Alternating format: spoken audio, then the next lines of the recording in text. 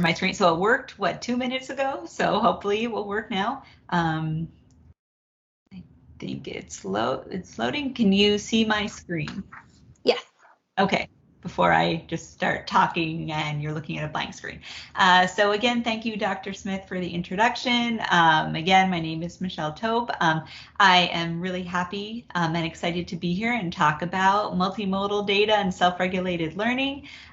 So based even on my title, you might be wondering, what is multimodal data? What is self-regulated learning? And what are these different learning contexts that you're talking about? So I hope to get through all of that. As I was talking to Dr. Smith before, I can ramble. So if anyone wants to just stop me and ask me a question during, or you want to wait till the end, or if I'm talking too much, just feel free to jump in.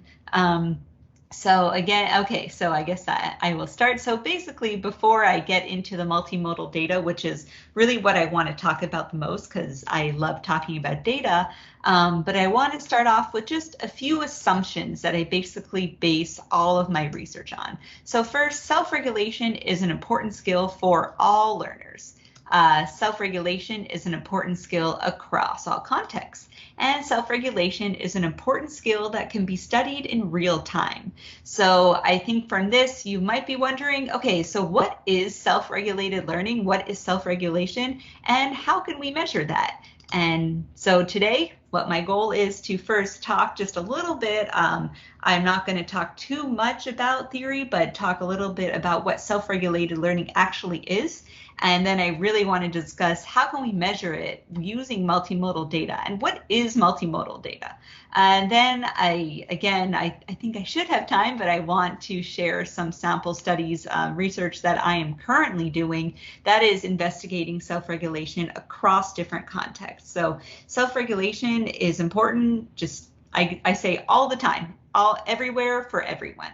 And then not to end on a sad note, but of course, using all these different data, engaging in all these studies, there are challenges, and I want to address those a little bit. But it's still exciting. So even though there's challenges, there's always an upside.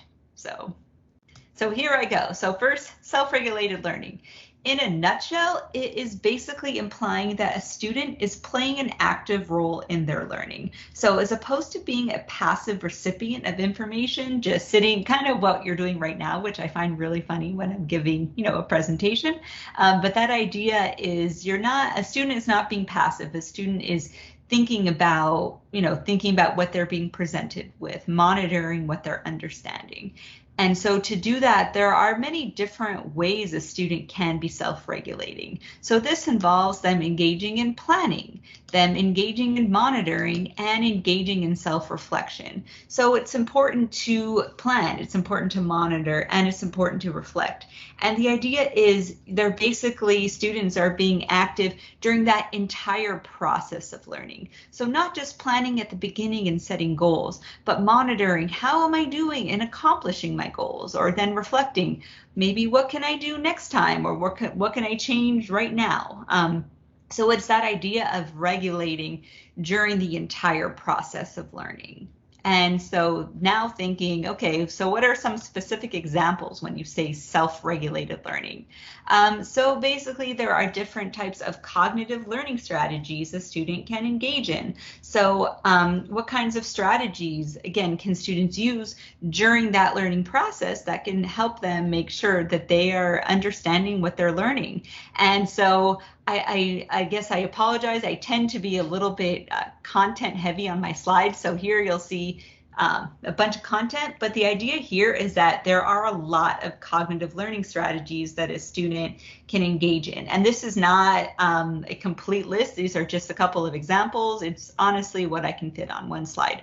But the idea here is that, again, there are just a lot of different strategies a student can engage in.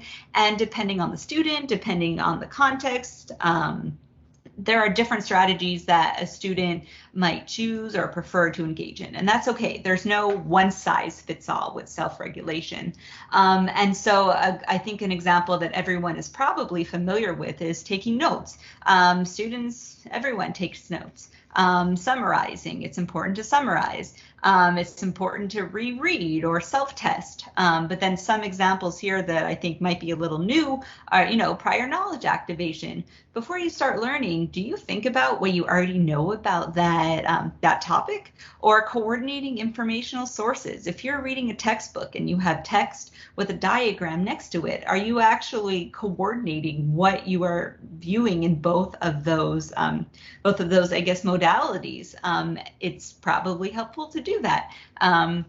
And then in addition, it's not just helpful to know to engage in those strategies. You want to make sure you're doing it effectively. So it's great to take notes, but you want to make sure you're taking, I'd say, you're taking good notes. What that means, it's not always, or I'm going to make this assumption, it's probably not helpful to read in your textbook and copy exactly that information. You want to see, can I put this information into my own words to make my own notes? And that ensures that I am understanding. I'm just because I'm able to put it in my own words. So basically, again, this is just a list of all these different, some of the different kinds of cognitive learning strategies. In addition to that, I am trying to click and it's not working. Sorry. Okay. In addition to cognition, there is also metacognition, so metacognitive processes.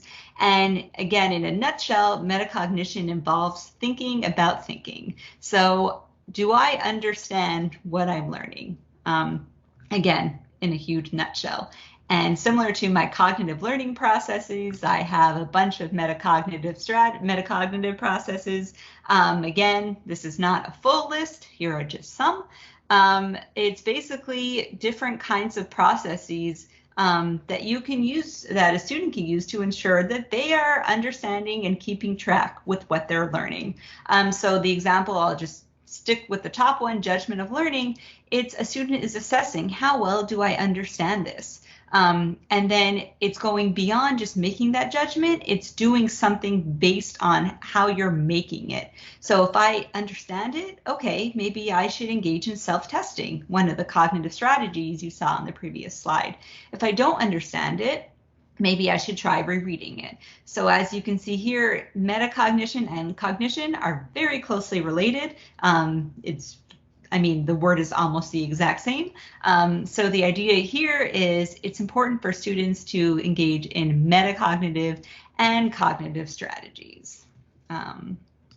So again, I'm making assumptions about some questions you might have, but you might be thinking, why is she talking about this? Why are all of these important? So I have two responses to that. First of all, research has shown that these are effective learning strategies and processes for students to engage in. So that's great. Have students engage in them, or as a student, try to engage in them yourself. But in addition, we can also measure these as self-regulatory processes in real time during learning. So it's great to have students do a post-test and measure, okay, they're showing high scores. That's wonderful. We know they're doing well. But I'm also interested in what are they doing during the task? What kinds of processes are they engaging in? And so looking at all of these strategies and processes, that actually lets us tap into that. What are students doing during their learning? And then back to me throwing out questions. How do we do that? How do we actually investigate these in real time? And so I hope this wasn't too fast, because now I really want to get into the multimodal data. So again, if any of that wasn't clear, please stop me. But I now want to get into some of the multimodal data, because I argue this is how you're able to measure self-regulation in real time. And back to my theme of having, I actually didn't realize how many times I have a list on a slide, but here's another one. And again, not a complete list, but here are a bunch of different types of data channels. So we can investigate learning using all of these different channels. And here I highlighted 5 of them in yellow, because these are the specific ones that I'm going to talk about today.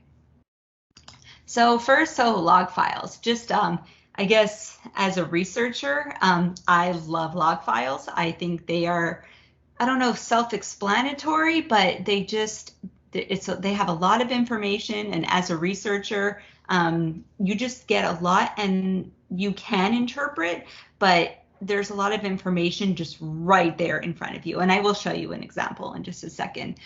So basically what a log file is, sometimes it can be called trace data. It can be used for learning analytics also. The idea is really it is tracked actions within a system. So as Dr. Smith introduced it, I work with advanced learning technology. So that is typically a student is working either on a computer, so we can use computer for an example here. If a student is working on a computer, a log file will be tracking anytime they click on a mouse, anytime they click on a keyboard. As you can see, the monkey there clicking on that mouse from a log file. We would get all that. We would get all that time stamped, so we would know how many times student or monkey clicked on the mouse. We would know, so how many times, for how long. We get all that information. So I added here frequency of actions, duration of actions. We can look at the accuracy. So if a student was clicking on a response to a question, did they click on a correct response? How often did they click on correct responses? And again, ... because there is so much more than that, but just a couple of examples. And so with all of those data, there are different types of analyses that you can then use. So you can, and this is no offense to inferential statistics, you can use all those chi-squares, ANCOVA, MANCOVA, ANOVA, you can use all of those regressions. What gets me a little more excited is using educational data mining, sequential pattern mining, differential sequence mining. And using those, you look at different patterns of student actions. So from those log files, we know what those actions are. Are there particular patterns that students are engaging in? And this is, multiple students, but then we can compare, are there frequencies of engaging in those patterns? Are those frequencies different between different groups of students? In any group, really. We can also do some cluster analysis and then using mixed effects models. So basically different events. So looking at a log file, you have all the events of engaging in different actions. Then using mixed effects models, you can look at how those events are basically unfolding over time. So again, you can get a lot from here. That might be one of the reasons why I really love log files. And something else about log files, it's with all the other data that I'm going to present, it's all going to look like a log file. So once you get used to using this type of data, it's fairly easy to then get used to other types. You just have to learn what are the columns that are basically being generated. And it's probably not too large, and it's okay, I'm not going to go over every single cell here, but this is kind of, just an example of what a log file looks like. And this is just a snippet. It's typically, it's an Excel spreadsheet that typically goes very, very far. It's a huge file. So that's, that's what you see here. And then just as another example, this is just something I've done using log files and sequential pattern mining and differential sequence mining. So sometimes using these terms I don't know if it might seem scary. It's like, oh, I don't know how to do that. It's really just you're taking your Excel spreadsheet, you're getting some frequency data, and then you're making a graph. So I was comparing the use of engaging in different sequences between 4 different groups, and that's really all it is. So it's really simple. Of course, you have to know your environment and know what your data, know what they are. But then from these types of data, these are just some examples of what you can do with it. So that's my rant about how much I love log files, but I like the other data too. So I will move on to videos of facial expressions. So as I know, sorry, I see, is there a question? Or is that just a chat? I don't know if you want me to address it. Oh, I'm sorry, just the chat. I'll hold my questions. Thank you. Yeah. Yeah, sorry. Yeah, like I said, but if you do have a question, please feel free to interrupt me. So basically what this slide is showing, and I think we all know, being students, being teachers, emotions definitely impact our learning. They impact it in the classroom, or emotions just play a role in our everyday lives. So it's the same with self-regulation. I've done some work looking at the impact of emotions on learning. I guess I have found some, some interesting results. And here, what I wanted to show is that there are many different ways we can classify emotions. I also just love this slide because I like showing different examples of emotions. What you see at the top with, disgust, fear, joy, sadness, and anger. If you haven't seen the movie Inside Out, this is a plug for that movie because it's just a really great movie. But it's also based on theory. These emotions are based on Paul Ekman's theory of basic emotions. So to me, that's also really exciting. And that's what we see here with the basic emotions. When we think about the classroom, some of those emotions I think are not necessarily applicable.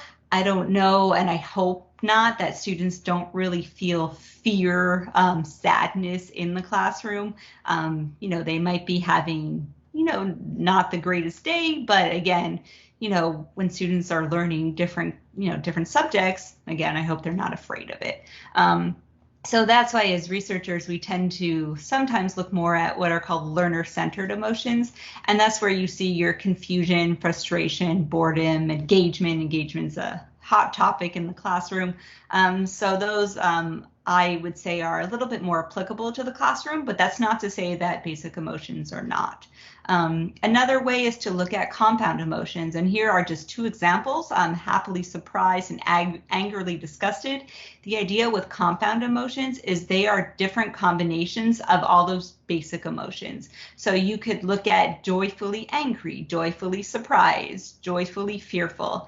And I think the idea that I wanted to point out here is that you can express multiple emotions at the same time. It's really not just you have to choose, when you're analyzing or, even talking about what emotion you're feeling, you're not always going to say one emotion. So that's my thoughts about compound emotions. And then we also have action units. So those are more fine-grained. Those are representative of different facial landmarks. And that's the picture you see on the bottom. It's different landmarks, like I said, on the face. And the idea is the combination of expressing these landmarks is what makes up different emotions. So it's just a little bit of a more fine-grained way of looking at facial expressions. So that's action units here. I just put this is one example of data because of course you can look at emotions, from self-report measures, but thinking about analyzing it in real time, I typically run videos, facial videos through emotion recognition software. The company is called iMotions, and I have a slide about that in a little bit. And what that will do is it will generate a likelihood score from 0 to 100 for each of those emotions. So basically, we can look at surprise and see there's a score of 95. It's pretty likely that the student is expressing surprise. And so just like a log file, it's going to generate an Excel or CSV file, and you will have those same numbers that you have in a log file. And then you can do all of the same analyses. You can see if the likelihood of expressing joy, does that predict learning, or are there differences in scores of joy between different groups? And it's all the same analyses. You can look at sequences of expressing emotions. So it's, again, back to that whole, if you know a log file, you know how to analyze this data. And I think that's really great. So now moving on to eye tracking, I think another great data channel. The idea with eye tracking, in a really simple form, I like to say it's an unobtrusive measure of attention. Really, it's where is the student looking on the screen. And so there are different types of measures within eye tracking. So you have fixations, saccades, and regressions. A fixation is just looking at a particular area of the screen. So on the top here, we see this is called, this is basically just, it's just a map. And and it's looking at different fixations on the screen. So if you see it at the top left, there's a larger circle that is red. That is indicative that there's a fixation there, and a red one means they are fixating on that area for longer. A green, we see, a little more green and more yellow, they're fixating for shorter amount of time. So that's a fixation. A saccade is looking from fixation to fixation. So similar to reading, looking from different areas, different points of the screen. And then a regression is a specific type of saccade. So you're looking from one fixation to another and then back to the original. So it's just a specific example. And so here I also wrote, you define areas of interest. So basically, you have your screen, but you can define these different areas on the screen that might be, it's probably related to whatever you're researching. So you have somewhere on the screen, and actually what you see on the bottom is a specific example from an intelligent tutoring system that I did some work with. And the idea here is you have all these different elements on the screen that were designed to foster self-regulation. So you have a timer at the top, then you have the text in the middle with a diagram. So what I did was I outlined all these different areas of interest, and then I investigated how long were students spending fixating on these different areas. And so back to that data, we have the same data, frequency, duration of either fixations, saccades, or regressions. And again, we can look at sequences of fixations. So again, same data, and then again, leading to the same analyses. And then here an example on the bottom is an analysis that I did, a mixed effects model. And what I looked at were fixations, but also this was specific to a game-based learning environment, Crystal Island, that I, again, will talk about in a couple slides. But the idea here is showing you also don't need to use one data channel alone. So I used log files and eye tracking and put it together. And here, this was just looking at the interaction. So there's an interaction here. So it's just an example, but the idea is still, it's going to look like a log file, and you can do those same analyses. Trying to monitor my time. Okay. So physiological sensors, I will be honest, I have a little less experience with this, but I'm really fascinated by it, so I really wanted to share it. But the idea with physiology, it is sensing how your body is reacting, and research has shown that this has been linked to engaging in cognitive or metacognitive and affective processes.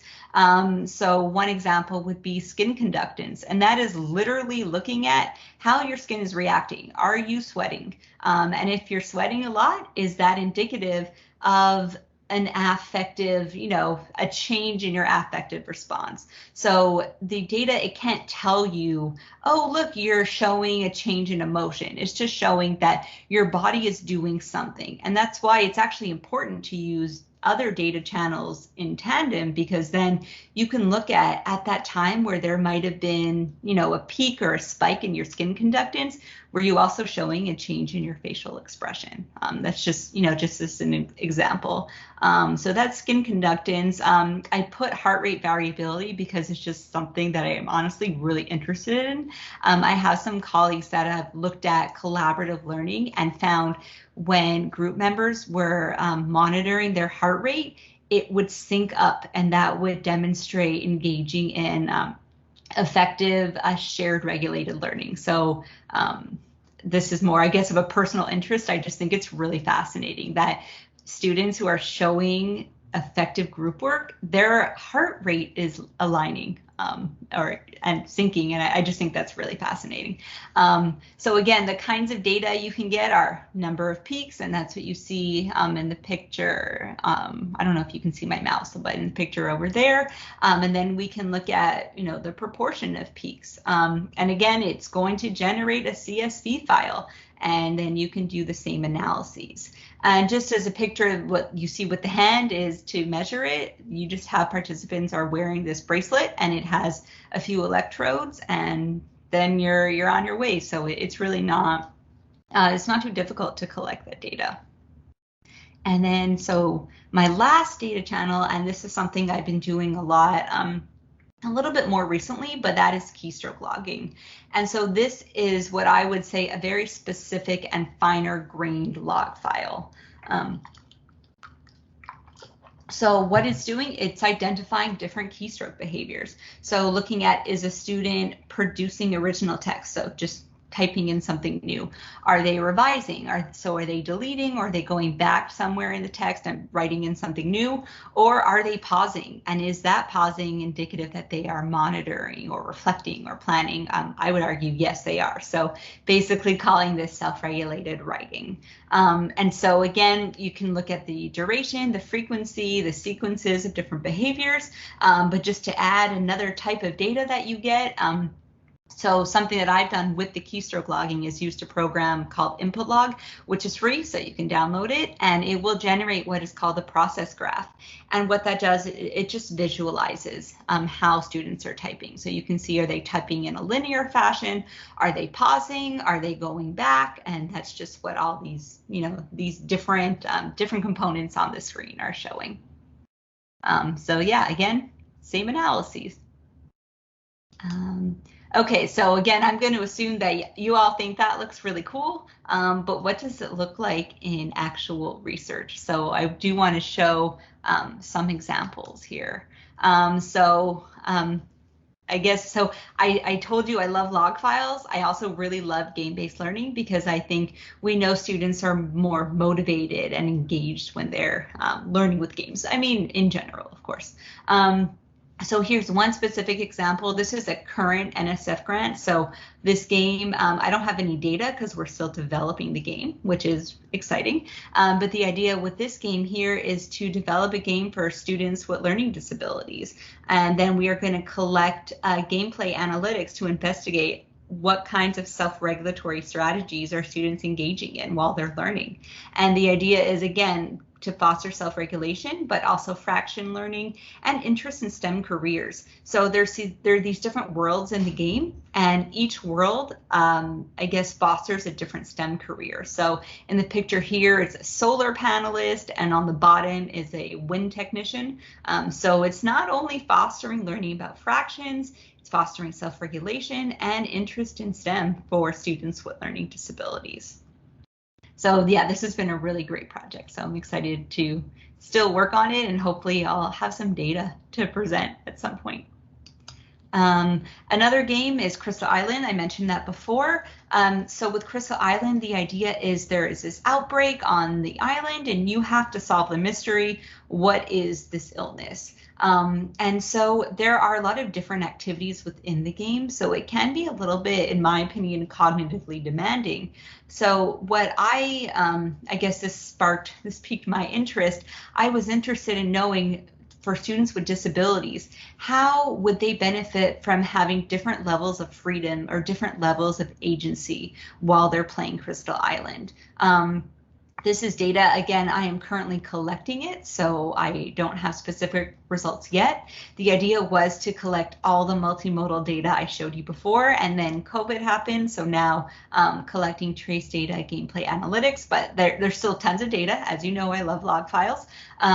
So that's just, I guess, challenges of real world issues. It's, really hard to collect some of these data, but there's still a lot, and hopefully I will find some interesting results. Again, literally collecting data right now. So now to switch gears, I guess, to the self-regulated writing study. The context here was having students who are in first year writing at UCF engage in a self-reflective writing task. And full disclosure, my collaborator here, Dr. Joel Schneier, is my husband, so it's actually really fun to get to work together.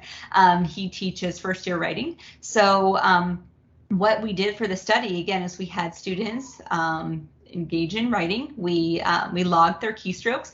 We also recorded their facial expressions. So here's an example of merging data channels.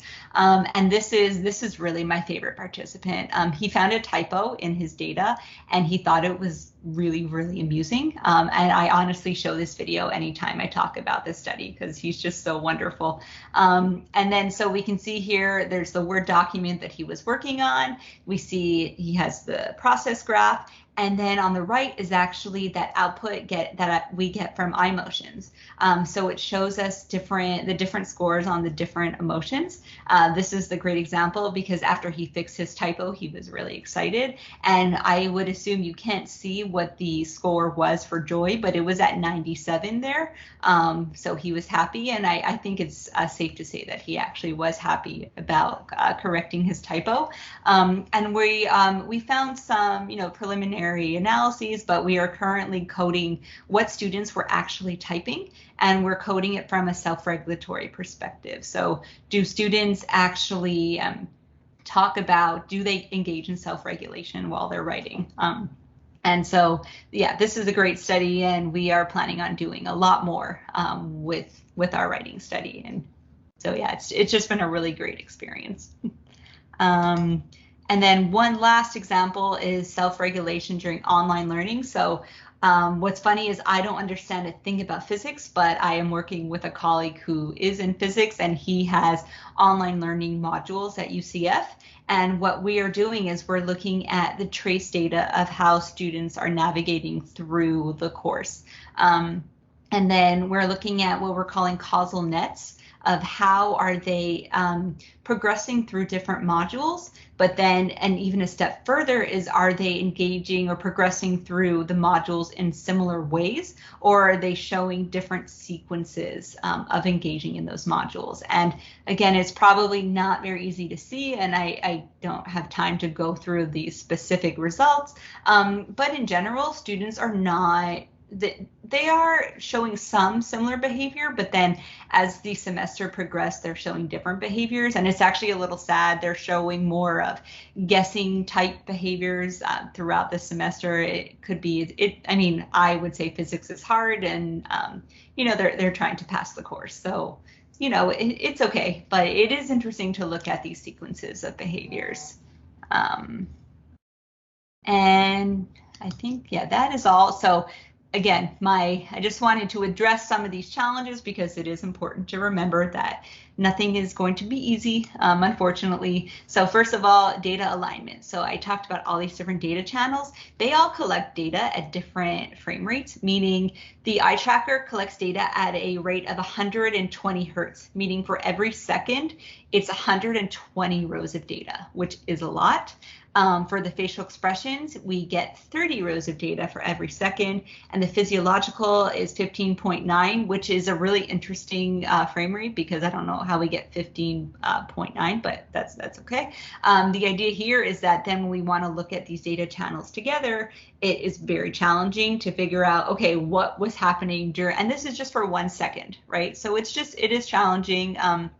Purchasing eye motions was really great because it helps with that alignment. So this is a plug for eye motions, and thank you, because that really helps. Then in terms of theoretical alignment, it's hard to necessarily align all these different data channels to different theories. The theories, I say, are typically unimodal. Sometimes what I find myself doing is referring to multiple theories, just depending on what I'm looking at. So it can just be a little bit of a challenge to figure out, okay, which theory best fits all of my data and all my research. And then in addition, with all these data, how do you know which data to choose? It's great to have it all, but collecting all of it might not be the most informative. So again, eye tracking is great, but if you don't care about where the student is looking on the screen, you might not want to collect eye tracking data. So it's just thinking about which data best suit my needs or my research questions. And then another one is the reliability of the channel. So again, I plugged eye motions. It's really great, but we don't necessarily know how it's detecting the emotions, and it might not be perfect. So it might detect surprise because the student's mouth is open. The student might be yawning also, so they're not surprised. So just something to think about. It's not going to be perfect. So when you're interpreting your results, you just have to do that with caution. And then my last challenge, as if I haven't already stated enough, I'm thinking about the unit of analysis. So just some examples: when you're looking at eye tracking, do you look at a single fixation, or do you look at a fixation from one area of interest to another area of interest? Do you look at emotions as a whole, or do you look at the action units to be more granular? Or even thinking about the keystroke logging. Do you look at pausing behaviors after a word, after a sentence, after a paragraph? And I don't have specific answers to any of these. It remains a challenge, but I think they're fun challenges to get to work with, working with all these data. And so I want to close off by saying, even though it can be challenging, you can get a lot of data and a lot of interesting results. And now you can get an idea of some of the TV shows that I watch, great shows. So yeah, so that's basically even though there's challenges, we can, I guess, making lemonade with lemons. Because I like my cat, even though clearly I put her to sleep, I just want to thank you all for listening. And I know I didn't go too much over, but thank you all. And please let me know if you have any questions. Thank you so much. That was so interesting and also visually exciting. Let's open up the floor to questions. Would anyone like to raise their hand and ask a question? I see some applause floating on the screen.